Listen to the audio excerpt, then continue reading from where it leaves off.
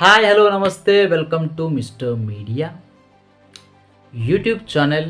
ನೋಡ್ತಾ ಇದ್ದವರು ಸಬ್ಸ್ಕ್ರೈಬ್ ಮಾಡಿರಿ, ಫೇಸ್ಬುಕ್ ನೋಡೋರು ಫಾಲೋ ಮಾಡಿರಿ, ಇನ್ಸ್ಟಾಗ್ರಾಮ್ ನೋಡೋರು ಕೂಡ ಫಾಲೋ ಮಾಡಿರಿ. ಇವತ್ತಿನ ವಿಷಯ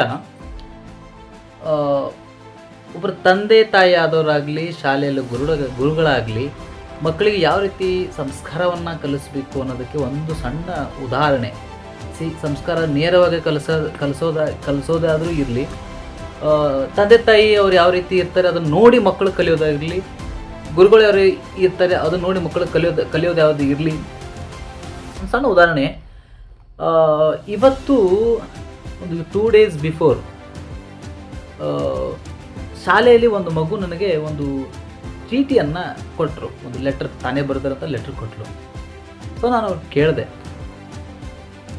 ಇವತ್ತು ಬರ್ತ್ಡೇ ಇಲ್ಲ ನಿಂದು, ಅಥವಾ ನ್ಯೂ ಇಯರ್ ಅಲ್ಲ, ಟೀಚರ್ಸ್ ಡೇ ಅಲ್ಲ, ಯಾವ ಡೇನೂ ಅಲ್ಲ, ಇವಾಗ ಯಾಕೆ ಲೆಟ್ರ್ ಕೊಡ್ತಾ ಇದ್ದೀಮ್ಮ ನೀನು ಅಂತ ಕೇಳಿದೆ. ಸ್ಕೂಲು ಬಿಡ್ತಲ್ಲ ಸರ್, ಅಂದರೆ ಸ್ಕೂಲು ಎಂಡ್ ಆಗೋ ದಿನ ಅಲ್ಲ ಸರ್, ಅದಕ್ಕೆ ಲೆಟ್ರ್ ಕೊಟ್ಟಿದ್ದೀನಿ. Good, anyway okay thank you ಅಂತ ಹೇಳಿ ಕಳಿಸಿದೆ. ಸೊ ಇವತ್ತು ಸಂಡೇ ಆಗಿದ್ದರಿಂದ ಆ ಲೆಟ್ರನ್ನು ನಾನು ಓಪನ್ ಮಾಡಿ ಏನು ಬರೆದಿರ್ಬೋದು ಇವರು, ಯಾವ ಒಕೇಜನ್ನು ಇಲ್ಲ, ಏನು ಕಳಿಸಿರ್ಬೋದು ಅಂತ ನಾನು ನೋಡಿದೆ. ಆ ಲೆಟ್ರಲ್ಲಿ 3 ಲೆಟರ್ಸ್ಗಳಿದ್ದು, ಲೆಟರ್ ಮೀನ್ಸ್ ಸಣ್ಣ ಸ್ಲಿಪ್.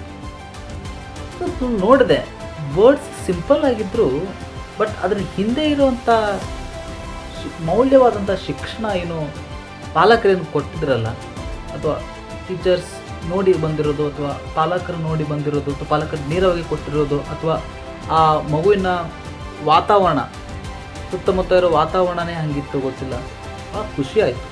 ಸೊ ಈ ರೀತಿ ವಾತಾವರಣವನ್ನು ಎಲ್ಲ ಪಾಲಕರು ತಮ್ಮ ಮನೆಯಲ್ಲಿ ಬೆಳೆಸಬೇಕು. ಸೊ ಈ ರೀತಿ ಟೀಚರ್ಸ್ಗೆ ಕೊಡೋದಾಗಲಿ, ಆಮೇಲೆ ಯಾವ ಮಗು ಈ ಥರ ಬಂದು ಕೊಡುತ್ತೋ ಆ ವಿದ್ಯಾರ್ಥಿ ಮತ್ತು ಶಿಕ್ಷಕರ ನಡುವೆ ಬಾಂಧವ್ಯನೂ ಕೂಡ ಒಂದು ಅದಕ್ಕೆ ಕಾರಣ ಆಗುತ್ತೆ. ಸೊ ಭಾಳ ನೀವು ಸ್ಟ್ರಿಕ್ಟಾಗಿ ಇಟ್ಟಿದ್ರೆ ಆ ಶಿಕ್ಷಕರಿಗೆ ಕೊಡೋದಿಲ್ಲ. ಅವರು ಒಂದು ಫ್ರೆಂಡ್ಲಿ ರಿಲೇಷನ್ಶಿಪ್ ಇರಬೇಕು, ಒಂಥರ ಮದರ್ಹುಡ್ ರಿಲೇಷನ್ಶಿಪ್ ಇರಬೇಕು, ಫಾದರ್ಹುಡ್ ರಿಲೇಷನ್ಶಿಪ್, ಬ್ರದರ್ಹುಡ್ ರಿಲೇಷನ್ಶಿಪ್, ಈ ಥರ ರಿಲೇಷನ್ಶಿಪ್ ಕೂಡ ಟೀಚರ್ಸ್ಗಳು ಇವಾಗಿನ ಕಾಲಘಟ್ಟದಲ್ಲಿ ಮಕ್ಕಳ ಜೊತೆ ಇಟ್ಕೋಬೇಕು. ಅಂದಾಗಲೇ ಓಕೆ. ಎನಿವೇ, ಆ ಲೆಟರ್ ಹೇಗಿತ್ತು, ಏನು ಬರೆದಿತ್ತು ಅಂತ ನಾನು ನಿಮ್ಗೆ ತೋರಿಸ್ತೇನೆ. ಅದ್ರ ಜೊತೆಗೆ ಇದನ್ನು ನಾನು ಎಂಡ್ ಮಾಡ್ತೇನೆ. ಬನ್ನಿ ಹೋಗೋಣ, ಏನು ಬರೆದಿದ್ಲು ಅಂತ ನೋಡೋಣ.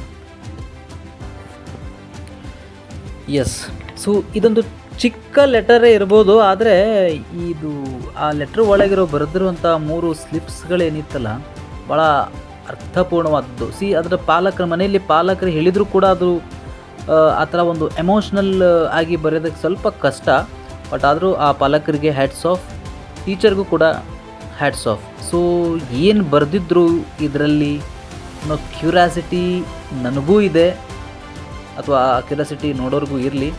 S, let's reveal it. ಒಳಗಡೆಯ ಪೇಪರ್ ಕೂಡ ಅದನ್ನ ಹರಿಬಾರ್ದು ಅಂತ ಸ್ವಲ್ಪ ಭಾಳ ನಾಜೂಕಿಂದ ನಾನು ಅದನ್ನ ಟೇರ್ ಮಾಡ್ತಿದ್ದೀನಿ. ಏನಿದೆ ಅಂಥದ್ದು ಏನು ಇರ್ಬೋದು? Any guesses? ಕಮೆಂಟ್ ಮಾಡಿರಿ. ಎಸ್, ಓಪನ್ ಆಯಿತು. 3 ಚೀಟಿಗಳಿದೆ ಒಳಗಡೆ. ಸೊ ಆ ಡಿಸೈನ್ ನೋಡಿರಿ, ಮೇಲೆ ಆ ಚೀಟಿ ಒಳಗೇನು ಕವರ್ ಹಾಕಿದಾರಲ್ಲ ಅದನ್ನು ಕೂಡ ಸಣ್ಣ ಸಣ್ಣ ಕತ್ತರಿಸಿ ಹಾಕಿದ್ದಾರೆ. ಸೊ ಎಷ್ಟು ಇಂಟ್ರೆಸ್ಟ್ಲೇ ಆ ಲೆಟರ್ ನಮ್ಗೆ ನಾ ಕೊಟ್ಟಿರ್ಬೇಕು ಆ ವಿದ್ಯಾರ್ಥಿ.